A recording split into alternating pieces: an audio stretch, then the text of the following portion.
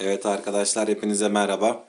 Bugün size Airlines Flash Electric firmasına ait A380 uçağımızın kurulumunu yapacağız. Kutusunu inceleyelim beraber. Evet, ışıkları var gördüğünüz gibi. Açma kapama düğmesi buradaymış. Ondan sonra neler var? Burada bazı işaretler var. Evet, şöyle kutunun bu tarafını da çevirelim. Evet, uçağın ön yüzü. A380 bildiğiniz gibi çift katlı bir otobüs. Evet, 3 yaş üstü için. Evet. Evet. Şimdi bunu içinin açılışına biraz başlayabiliriz. Bu arada altında bakın şöyle şeyler de var. Pilinin nereye konulduğunu gösteriyor. Pilini şuradan yerleştiriyoruz. Evet arkadaşlar. Şimdi kutuyu açmaya başlayacağız. Evet. Şimdi kutumuzu açalım.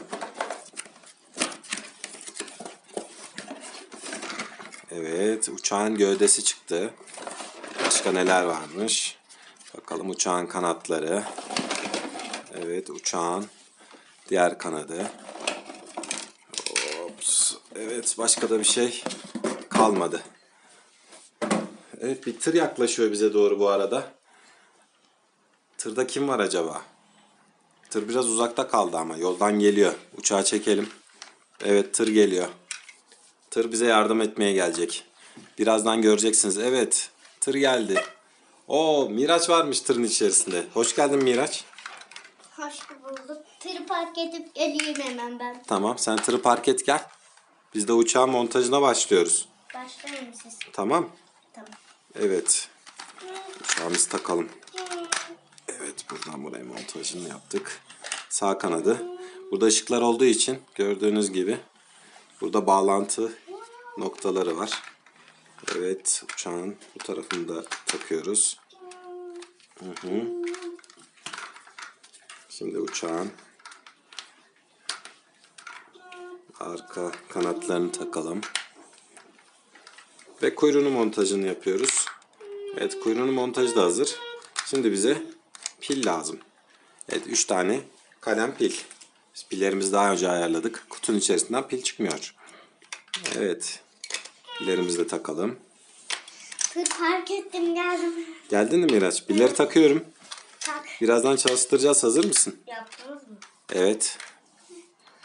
Gördüğünüz gibi uçağımız bu şekilde. Çalıştırıyorum. Oo! Hareket ediyormuş.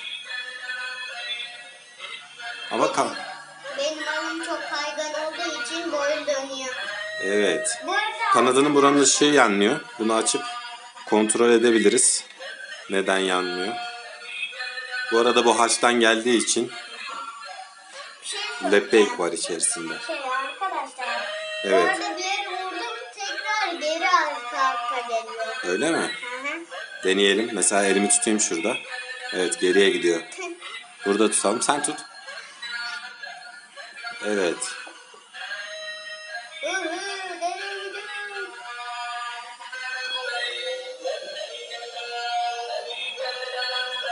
Tamirini yapalım mı?